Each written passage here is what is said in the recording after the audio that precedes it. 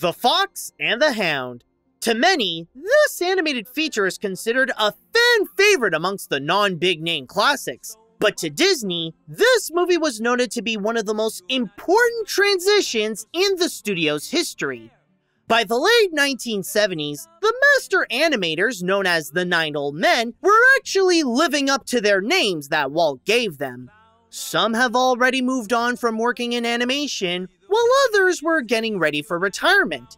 Either way, the final ones who remained all have the same connection of having The Fox and the Hound as their final film they've worked on, and while in the middle of production, they ultimately passed the baton onto the new and energetically eager animators. The new generation was off to a rocky start though. The production was pretty troubled with a lot of creative clashes, and one group of animators completely bailed out of Disney to make their own studio. Yeah, you can thank Don Bluth for that one. You know what they say, one man's birthday gift to himself is another man's problem to deal with. But several decades later, while it may not be their most popular animated feature in their library, it still managed to carry a strong legacy on its own. A legacy that is just about as strong as this review sponsor, Atlas VPN.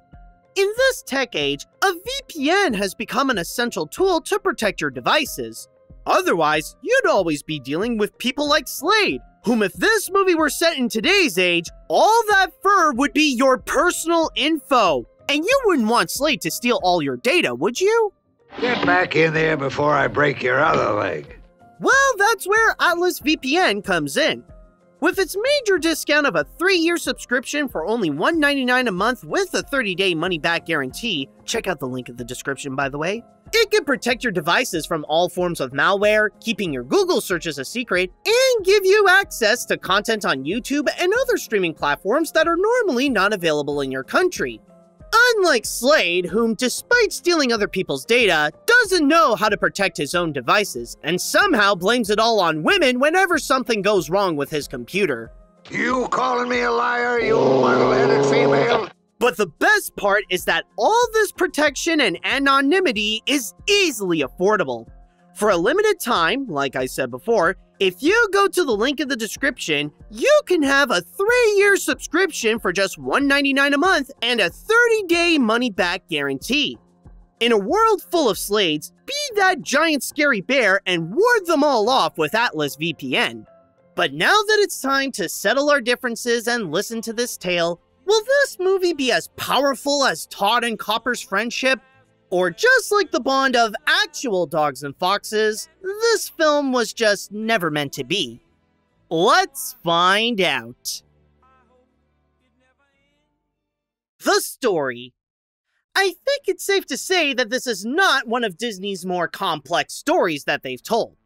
To put it simply, The Fox and the Hound is the story of friendship.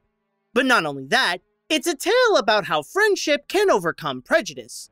Despite how these two are meant to be natural-born enemies, they formed a childhood bond, unknowingly that it will be put to the test, thus presenting the battle of the status quo and the natural order against their companionship. I'll say now that, of course, it's a good message to educate the viewer and holds a strong emotional core as the friendship gets continuously challenged, along with how their view on life has changed. We're still friends, aren't we?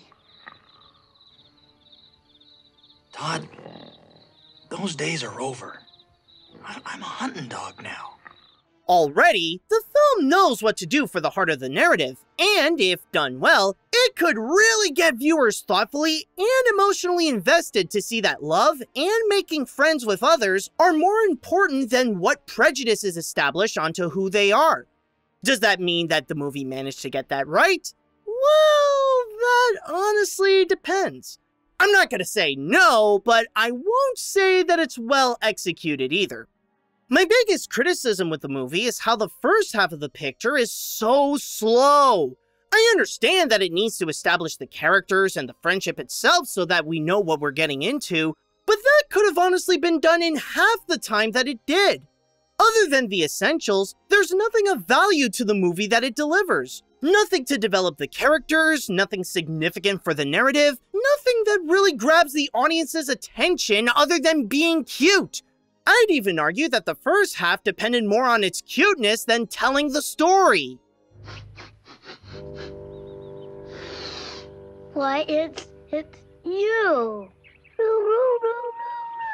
Another issue during that part is how it's guilty of supplying filler that serves no purpose. There have been some scenes that could have been cut out from the final film and nothing would really change. They're the ones who are at fault for making the movie drag on the points that we already understood and feel like the film is distracted with the character's cuteness.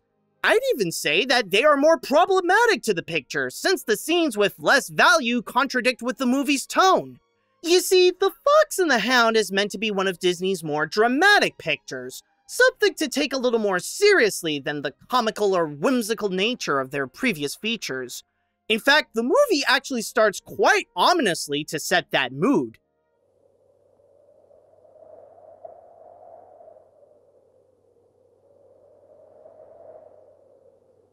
No music, no pleasant backdrop, just the unsettling sound of the wind that leads to a thrilling chase that ends with Todd's mother getting shot.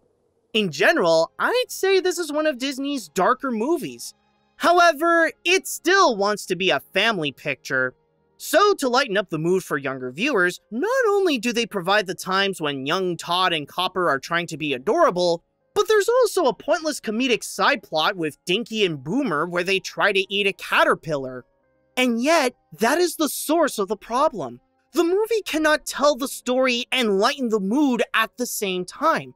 And as it tries to do both, it doesn't try both together, resulting in the film to have all those fillers that serve no purpose to the story. Now see what you done? You cost us our breakfast. I cost us our breakfast. It was your fault. But then there's the second half of the picture. When Todd and Copper reunite as adults, that's when I think the movie actually starts. That's where everything that it established finally blooms as we see the outcome of what it wants to do. It's where the characters and their bond get tested with how the leads have found their purpose in life. It's where the message actually proves its point. It's where most, if not all, the scenes have a reason to be there. And it's where the emotions and the action are at their strongest as the reality of their situations take full effect. By that point, it fully becomes the movie that it wants to be and highlights what it's trying to say in an effective way. Honestly, a part of me felt relieved when Todd and Copper's bond started to break because after going through that dreary first half, it finally delivers something interesting to watch and has managed to get me engaged from there. While the story itself may be simple in its description, my feelings towards it is honestly complex. There is a good narrative here along with a good message, but it makes you sit through a tiring and almost meaningless first half before it gets good. The animation. Considering the significant chapter in Disney Animation's history that happened during the making of this picture, is there a way for viewers to know which animation was done by some of the old masters and which ones were done by the new team? Actually, yes. While the visuals do very well to blend everyone's work to make this look like one unified picture, a careful eye can spot the details of whose hand brought the characters to life. I'll say now that most of the movie was done by the new generation. However, 2 of the 9 old men, Frank Thomas and Ollie Johnston, were responsible for animating the younger versions of Todd and Copper. Neither one of you sees your natural boundaries. Life's one happy game. It's also worth noting that, despite leaving with a part of the crew during the middle of making it, some of Don Bluth's animation remains in the feature, and fans of his can spot his style here, especially with scenes involving Widow Tweed when she's either milking the cow or arguing with Slade. Now, don't try to butter me up. Oh, Todd, I just can't stay angry with you. But, like I said, regardless of who did which character, the character animation is still fantastic to watch, and they all feel like they belong in the same picture. It's thanks to the animators that the characters look well acted and made their emotions look genuine. Not to mention keeping their movements down to earth and sticking to the limitations of their respective species while still making their emotions clear. However, there is one thing that I do have to mention that does bother me a little bit. I'll say now that this can count as a weird nitpick, but one issue with the animation is how the cell animation and the backgrounds sometimes don't mix well. Don't get me wrong, the backgrounds are also very nice with how they are painterly and immerse the film in an American forest. But it's just there can be times when the characters either look fine and belong in their environment, or they stick out like a sore thumb as if someone edited them into this from a completely different movie. It doesn't help either when their lines can be inconsistent, where they can sometimes be black and others can be colored during the same scene. I don't know if it's either some of the new people at the time still trying to get the hang of it or something else, but there's something about how they captured the frames for the final film that didn't work as well as before. A caterpillar under glass. Oh boy! Then again, I also don't know if I can blame anyone who made the movie either, because keep in mind that for this review, I watched the recent Blu-ray version, which is the most modern rendition of the picture that you can also find on Disney+. And as much as I love Disney's Blu-rays, they don't have a good reputation when it comes to how they render their old movies into digital HD. And in here, there are times when it feels like maybe that's the problem, because there are some scenes that are very clear, while others feel faintly blurred. Either way, I can't help but find that there must be something that was lost in translation. Chief, get back in there before I break your other leg. But again, this can count as a minor issue. Nothing to look down upon to the animation overall. And to flip things around, let me just say what I love the most from the visuals is the action scenes. Especially from the second half, the action is amazingly built, where it provides a great combination of suspense and intensity with the chases and the battles among the animals. For me, those are the real highlights of the picture, and it's where some of the best work can be found, as the animation is at its most dynamic and even the emotions are at their most powerful, only using a minimal amount of dialogue to explain the characters' feelings. Not to mention how this all leads to an epic 10-minute climax as everyone involved end up fighting for their lives.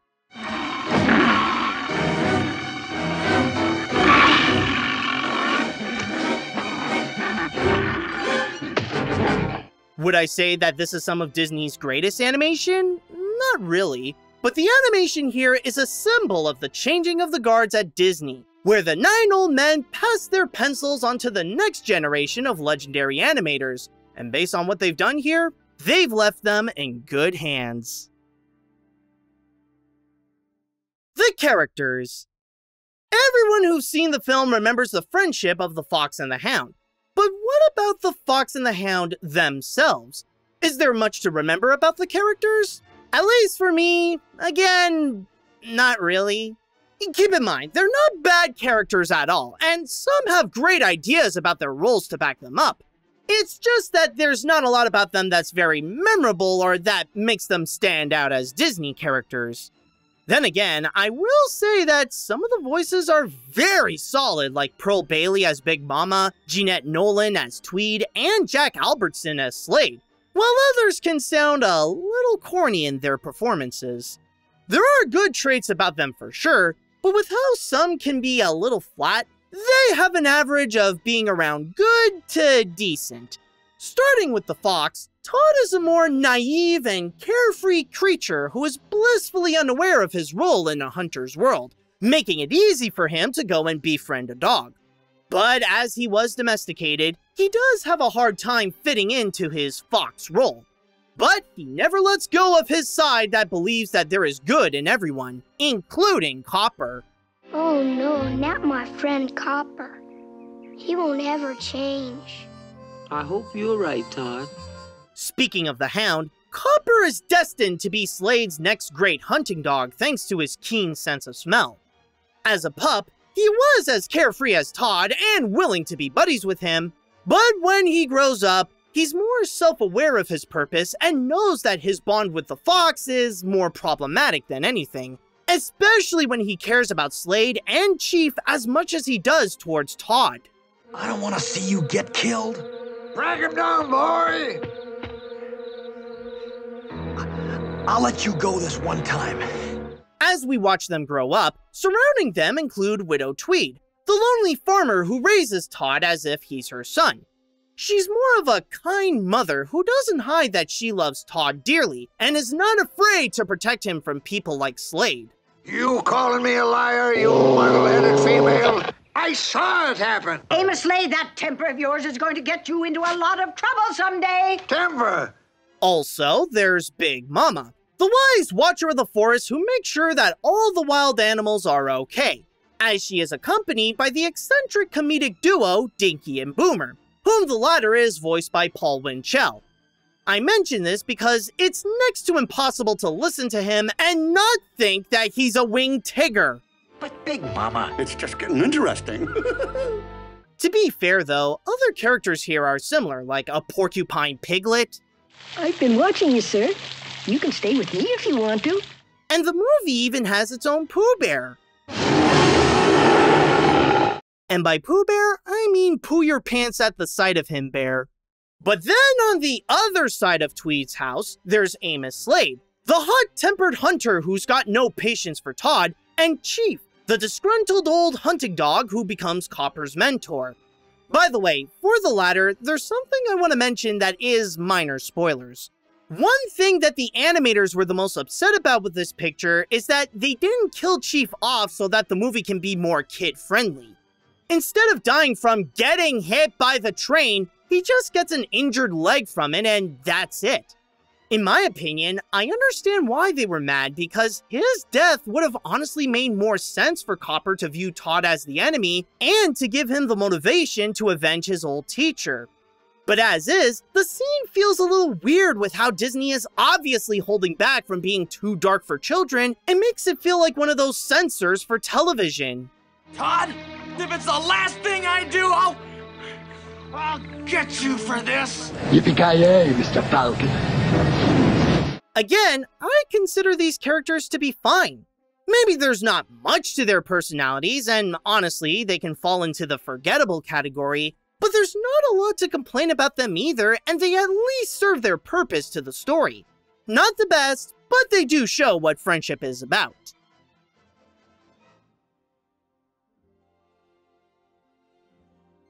Sometimes, all you need to make a movie is two characters from opposing backgrounds forming an unlikely bond.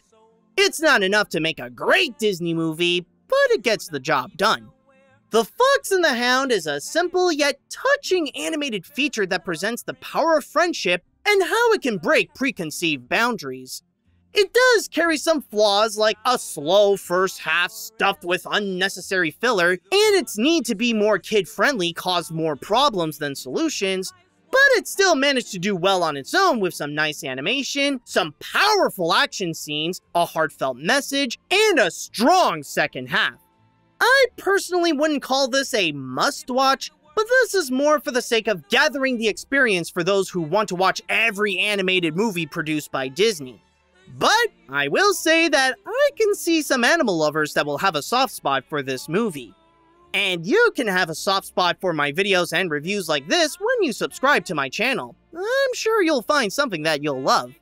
While I may be more fascinated in the story of what happened when this movie was made than the movie itself, I can't ignore that they still did a pretty good job with it.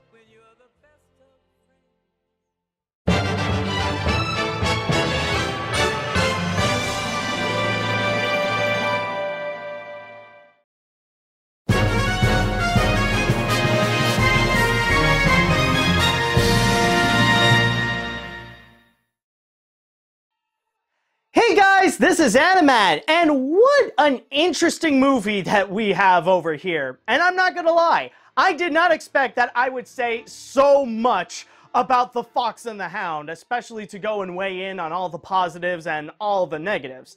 Now, even though that this is not necessarily my favorite Disney movie, or that I wouldn't consider this to be one of Disney's best animated features, it is still a solid feature as is. It is still a pretty good movie. And if someone would go and tell me that this is one of their favorite movies, I can honestly understand why, because the things that are good about this film are really, really good, and they can be pretty powerful as well.